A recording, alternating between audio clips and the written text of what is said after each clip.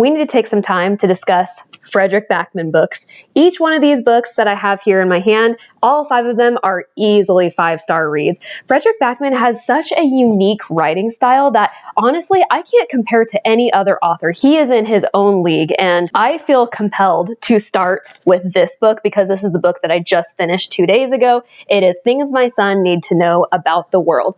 This was everything that I wanted and needed and so much more. This is such an incredible autobiography where Backman just is talking to his son about parenthood and about how challenging yet rewarding it is and how much he loves his son, but that it does not come without challenges. This is easily the most relatable book I have ever read. And honestly, I think every single parent needs to read this one. 100% 5 stars. It was so well written. It's incredibly funny. And if you've read any Fredrik Backman, you know that he has a very unique sense of humor. Sometimes it can, for other readers, be overwhelming. For me personally, I really like his sense of humor. Every single page contains some sort of Fredrik Backman humor that I really enjoy. This is such a funny book. Honestly, he's kind of a smartass. While being funny, it is full of so many heartwarming tales about him raising his son and lessons that he needs to learn. He talks about religion. He talks about love. He talks about good and evil, all these life lessons that he's trying to teach his son, which are all very complex ideas, but consolidated and condensed in a way to where his young son is going to understand. So I 100% loved it. I recommend it to every single parent. Once again, the most relatable book I have ever read because the stories that he tells, I have either lived some version of that or could see exactly how that type of situation would unfold. But so funny, so well written. And actually, Fredrik Backman is a Swedish author, and I'm always impressed and so amazed that all of his works are translated from Swedish to English, and nothing seems to get lost in translation. Everything seems to make sense. All of the humor falls into place beautifully. There's nothing clunky about the writing or the way that it's being read. The translation is always done very well. And honestly, you wouldn't even know if you didn't read the back. But yes, Fredrik Backman, Swedish author, absolutely easily one of my favorite authors. So this is a must read, 5 stars. And actually, just by the way, the rest of these books, every Fredrik Backman book that I've ever read is a 5-star read. Not only is everything that he writes incredibly well written, full of humor, full of life lessons, but the way that Backman understands humanity and the pitfalls of human nature, it's just incredible. And the way that he writes about it is easy to understand, even though they are very touchy subjects. I have nothing but good things to say about Fredrik Backman. This one is just under 200 pages. It did not take me long to read. I'm actually a very slow reader, but I got through this in 4 days, which is pretty unheard of just because I am busy and it takes me forever to read a book, but I could not put this one down. I had to see what the next story was. This book made me smile so much, and it doesn't compare to anything else I've ever read. I absolutely loved it. I'll hop to the next novella of his that I read, and it's Every Morning, The Way Home Gets Longer and Longer. Again, a 5-star read. Very short novella. It is, oh my gosh, it is only 76 pages. I do remember reading this in one sitting. It's very sad and heavy-hearted. It's about a grandfather and his special bond with his grandson, Noah. And the grandfather is starting to lose his mental capacity. He's not as sharp-minded as he once was. And this book is really about learning to say goodbye to somebody before they've actually physically perished. So when somebody loses their mind, you kind of have to adapt and realize that this person is no longer all there. Sometimes we have to say goodbye to the people we love. Even though they're still physically here, emotionally, mentally, they are long gone. So super sad story, but very real. I know a ton of families that go through this exact same scenario.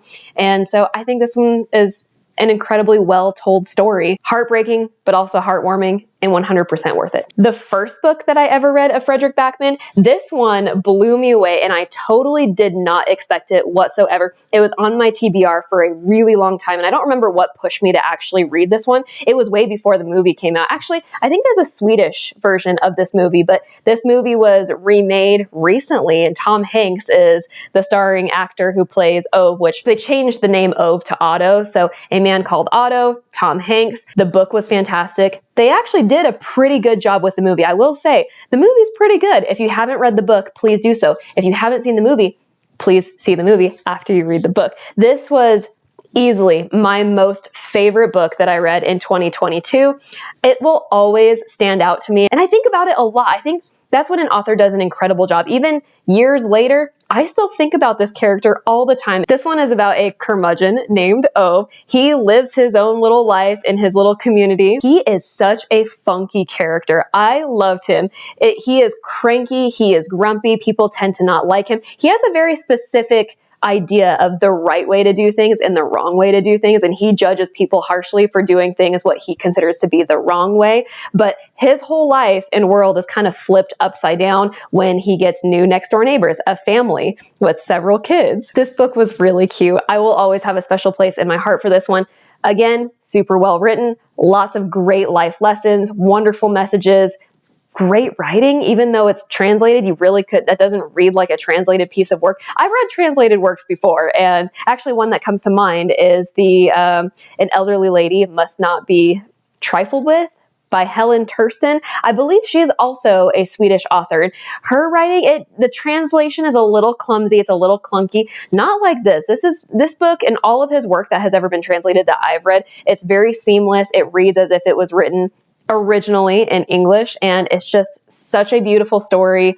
I absolutely love it. I love the movie too. Most of the time, 9 times out of 10, I am let down by the way that the movie comes out after the book. I almost always prefer the book over the movie, with the exception of Warm Bodies. I didn't like the book, but I love the movie. The next one that I read of his was Anxious People. This one really impressed me as well. This is about a bank robbery pretty much gone wrong, or a poorly executed bank robbery, in which the robber ends up taking 8 people hostage. All 8 of these people have such different personalities. They are quirky, they're weird. You end up really loving them. They all live very different lifestyles. This bank robber is not successful in actually robbing a bank, but this robber is successful in taking these 8 people hostage, and you get to learn a lot about these characters throughout the book, and I really grew to love a lot of them. And I just love the way that Fredrik Backman writes characters. Each one of them feels alive and real, as if you know them in real life. There is a twist in the end, and I gotta say, I didn't see it coming. I would love to reread this at some point in time, because I think there were probably hints along the way that I just missed, but the ending really had me floored. Again, full of great humor, great quotes, great life lessons, all of the good things, 5 stars. Lastly, we have Beartown. I saved this one for last for a very specific reason.